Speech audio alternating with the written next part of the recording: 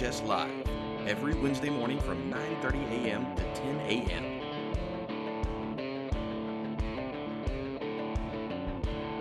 Where you'll hear from new guests every week on relevant topics. Community-based, student-driven.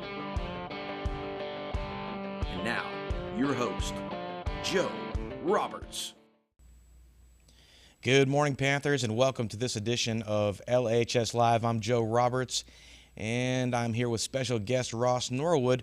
We're going to do a playoff game or playoff series recap today, and also it's another special day, Ross. Today is the end of Season 1 of LHS Live, and you just happen to be our final guest. How about that? It's very strange that it's already that time of year. Yeah, it's gone by fast. I know some of the kids in this class probably think it hadn't gone as fast as you have. Well, I think it's gone really slow. So Okay, well, I stand corrected. All right, Ross, let's just jump right into it. Got a big happening going on this weekend. The Liberty Lady Panthers softball team headed to Navasota for Game 1 of the Region 3 Championship Series on Friday. What did Yogi say? It's deja vu all over again? Yeah, it feels like we were saying this exactly a year ago, right? Well, it's because we were, and, the same matchup, a very difficult Lake Belton team. The Lady Panthers have their work cut out for them. Liberty beating them in 3 games last year. After dropping the first game, they won the next 2. Game 2 ended up being about, 12 hours? Oh, my gosh. Don't even come close to bringing that back up again. I still have nightmares about that. The rain delay on that Friday, Game 2, and they picked it up, and Liberty was able to hold on to Game 2 to extend the series. And then Game 3, the drama in Game 3, I think, for me last year against Lake Belton was the most drama of the season. Liberty faced, and that's including the 2 state tournament games, and that really set them up well. That Lake Belton series, the first time that they had lost in the playoffs, the only time they ended up losing in the playoffs and going on to win the state championship. So that's going to be a very interesting matchup. Lake Belton is coming back. They want revenge. They felt like they were going to win that series, especially after the first game. And Liberty really fought like they did last year. And Liberty, of course, with 1 playoff loss this year, that coming in the Bridge City Series, they dropped that first game and then won the next 2. Another drama-filled series as Liberty won it on a walk-off error, right? A walk-off error. Holly Thomas hitting a high pop, and it was dropped by the second baseman just on the outfield grass. So before we get to that, let's talk about that one game against let's Taylor. Talk about that one game. Going into that game after the Bridge City Series, only having the one game, those are dangerous. Taylor feeling like they had the best chance of winning in one game versus a series against Liberty, and, well, Liberty came to play. They indeed came to play. And leading up to that game, sometimes when you go into an opponent, you have a sense of, oh, this might not turn out, or this might be a little worse for wear. And speaking only for myself, I didn't get that sense of dread moving into the regional semis against Taylor. And like you said, when we got there, watching the girls get off the bus and coming to the field, they looked sharp, they looked focused. There was no sort of, well, they're always sort of playful, but there was no sort of, oh gosh, we have to be here. They looked like they really wanted it, and from inning 1. It reminded me of the Lake Belton series last year, and we keep going back to that series. It was the pivotal series in the playoffs last year.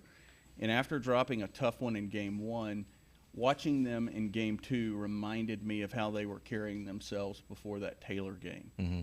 Loose, not as worried about it as I was, because anything can happen in one game. And I think in that game, I started feeling pretty confident that Liberty was going to win that one early. After seeing the first 2 innings, they didn't score a run in the first 2 innings, but their at-bats were fantastic. They were patient. Yeah, we pay you a lot of money to worry for us, right? We pay you $0, so you do a great amount of worrying for us. And I saw you visibly relax after those first couple of hitters. And normally you get an idea, you think the lineup 1 through 9, if there's going to be danger, it's going to be 1 through 5 usually is the danger zone. And not that Taylor wasn't dangerous, but they didn't exude that to me anyway. Watching Camden, she was on from the jump. She ended up with 7 innings pitched, giving up only 4 hits. She struck out 6, did not have a walk, but she did hit a batter, but was able to work out of any kind of a jam when she got hits. It was impressive, and seeing that first 2 innings and how Taylor was swinging the bats, again, gave you a little bit of comfort. Right. You know, when Camden is in the circle and she's dialed in, she's as good as anyone that we've seen in the region. And we've talked about this before. She's going to hit some people on occasion because she just loves to break people off inside. And that's when you play with fire there, you're gonna burn someone on occasion. But she's so good about bouncing back. So even when she hit that young lady, she came back, and I don't know if she struck out the next person or got them out, but whatever it was, it didn't impact her momentum in the circle. No, and in the Bridge City series the week before, she gave up, I believe, 4 runs in that first game, and then bounced back for game 2 and didn't give up a run, and only gave up 1 run in game 3. And it's very easy to kind of go out, have, I wouldn't say necessarily a bad game because she still had 11 strikeouts in game 1, but to just not let it all mushroom and turn into something, and what could have turned into really kind of a dangerous situation, she was able to regroup and come back with a vengeance. Let's talk about some of the Taylor Lady Ducks. For me, standing out for them, Odell, the pitcher, Lindsay Odell, she was one that we had mentioned and we were worried about before the game started. There was something about her as far as was she going to be as good as Carson Fall from Bridge City? Was she going to be similar to some of the other pitchers that the Lady Panthers had seen?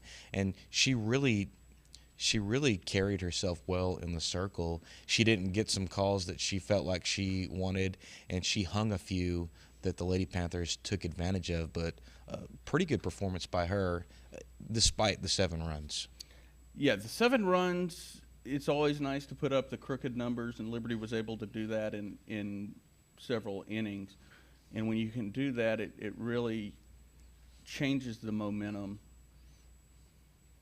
And the one thing that she did is she started to kind of, as those runs were scored, you could see some of the frustration with missing those calls on specifically right-handed batters on that inside corner. And she wasn't far off, but just enough that it was called a ball, and it changes kind of the tempo of the at-bat, right, and the frame of the at-bat. And Liberty's hitters were patient, able to get into hitters' counts, and they were able to also capitalize on that. One of the really wonderful things that I've seen the Lady Panthers do throughout the last couple of series is adjust on those first 2 series when they played Vider and then Navasota. They scored just tons of runs. They were able to get up to the plate and just swing willy-nilly, swinging at everything, anything. It was all landing, what we say, 64 runs through the 2 series. You're going to get a little bit of, maybe we can just do whatever and score runs, and then brought back to earth at Bridge City. And from there, the question was, are they going to adjust, or are they going to fall apart? And they adjusted, and all through the rest of that Bridge City series and then moving into the Taylor game, you could see how patient they were. You talked about this, the leadoff hitter, Bailey Slack, and then Reese Evans, the number 2 hitter, extended at-bats, like very extended at-bats. So even though they didn't do anything in the first inning, I mean, I bet each one of them had 10 or 11 pitch at bats. I believe that's right there. For the game against Taylor, they had 5 full counts.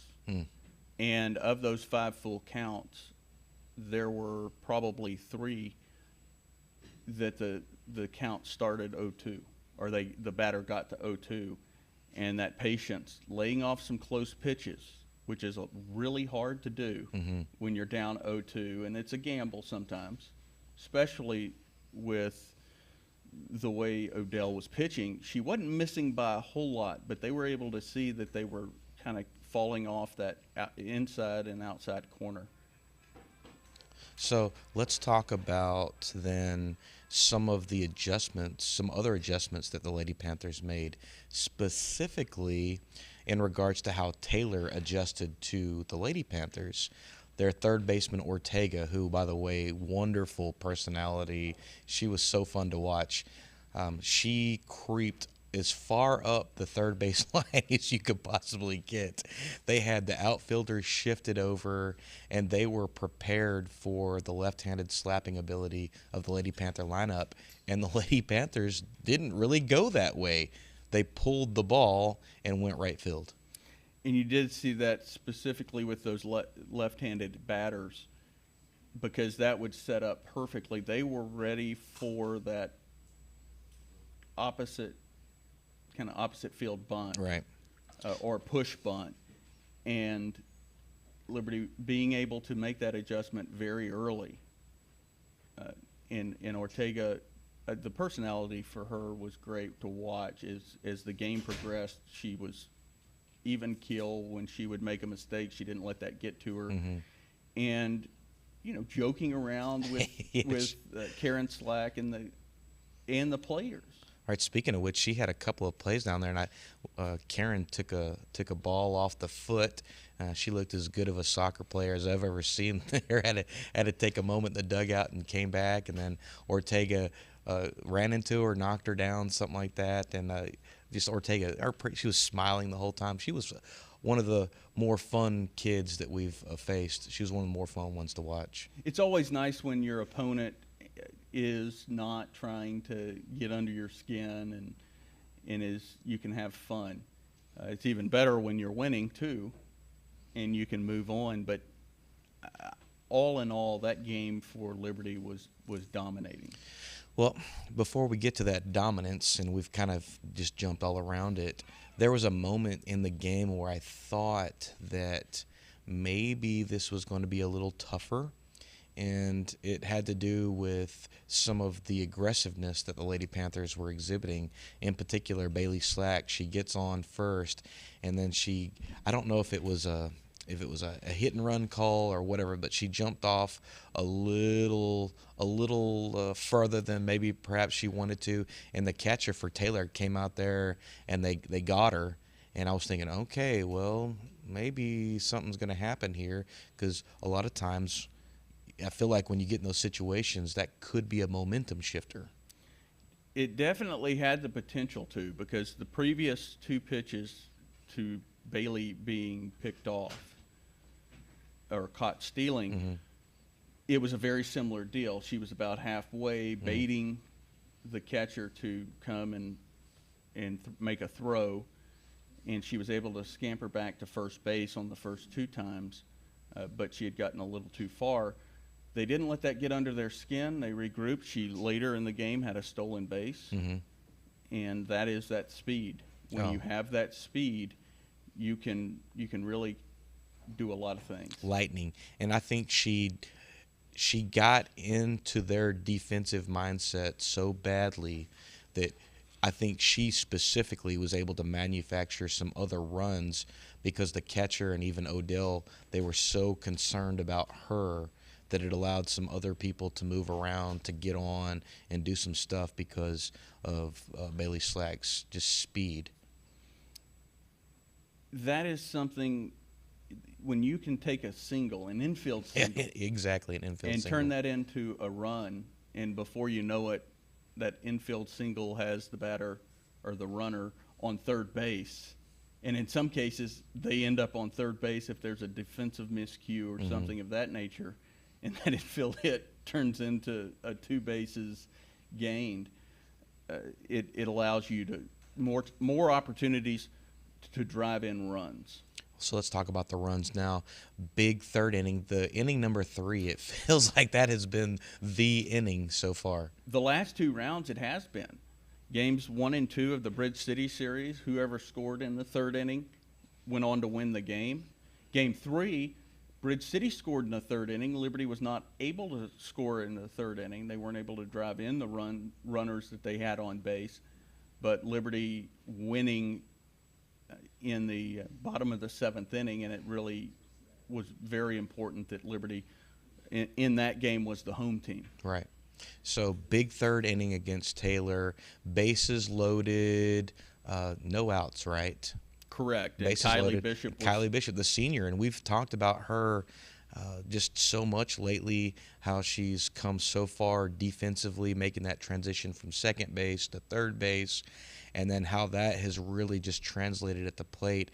And she just had a monster opposite field hit and drives in 3. And where did she end up? Did she end up on third or second? She had it was credited as a double. Okay, a double, right. But I believe, if I'm correct, and this is just trying to go off the memory right now, but I believe she did end up on third. Yeah, that's right. She on did. the throw home. Mm-hmm. And after that hit right there, the outfielders for Taylor started pushing way back. I think at one point I saw the right fielder standing on the warning track, and that was RESPECT, right? It's a first playoff series, and really the whole year, that I've seen an outfield play that deep against Liberty. Mm-hmm. Liberty can pop a extra base hit and put one in the gap or get it all the way to the wall quite often, and that's always surprised me how shallow they have played. Now, Taylor could compensate for it because their arms in that outfield were fairly strong. Yeah, they were. Their center fielder had a really strong arm. Whereas in that Bridge City series, those outfielders just didn't have the arm to play that deep. And so that was something that I noticed right away, Taylor playing a lot deeper. Well, that's what makes the Lady Panthers so dangerous, is they can play small ball, but they can also hit the long ball. And as an outfielder, you see someone lining up to slap, but then you also have to be aware, well, if they get a pitcher's count, I got to be ready for them to send one over my head. Yeah, when the pitcher throws a cookie, they're able to square it up and get it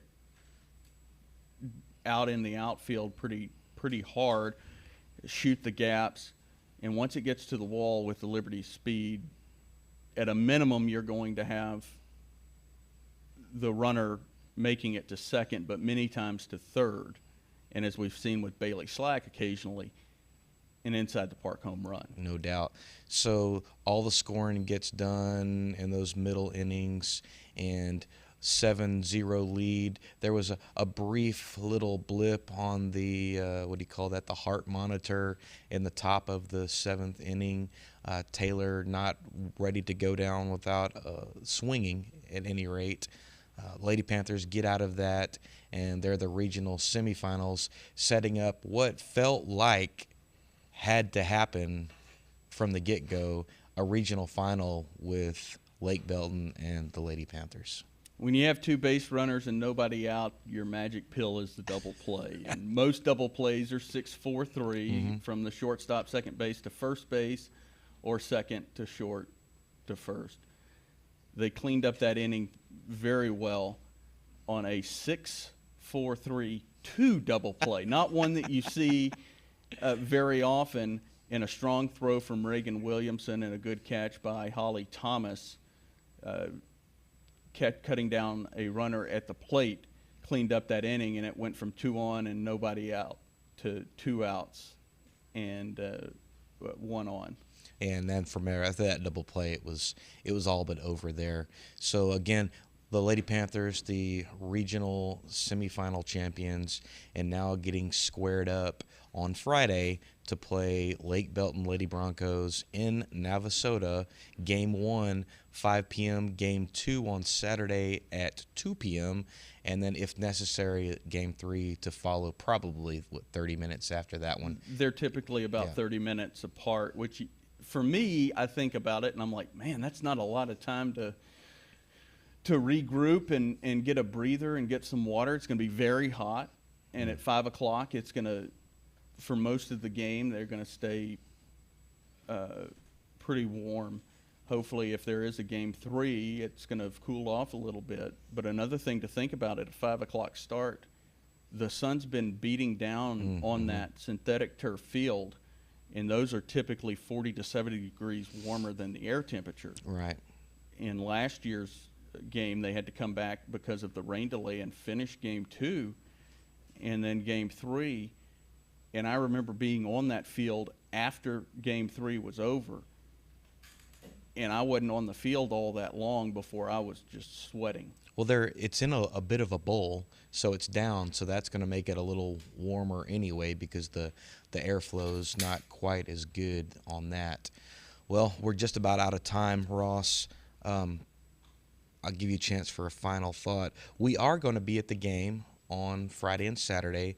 We will not be video broadcasting. It'll be an audio-only broadcast, and it will be with on-screen graphics, online or digital scoreboard, and all those other goodies that we have.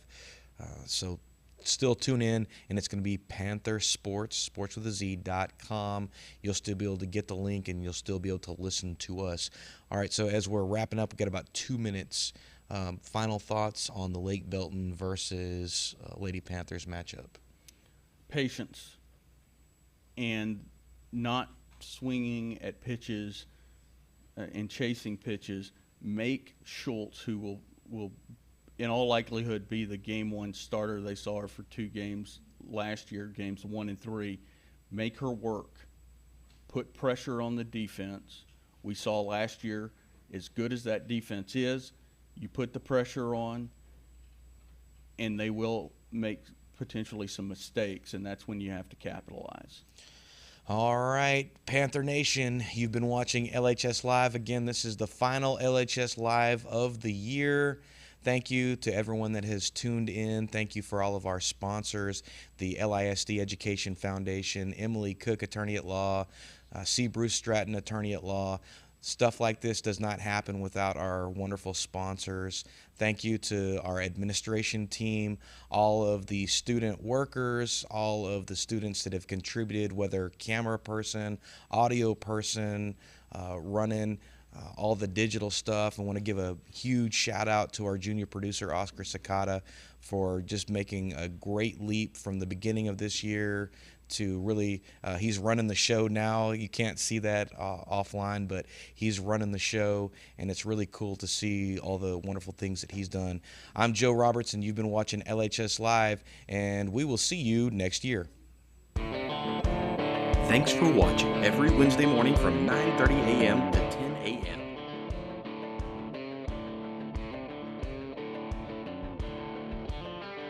New guests every week on relevant topics.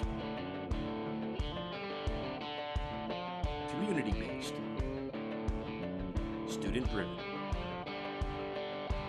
Don't forget to tune in next week for LHS Live.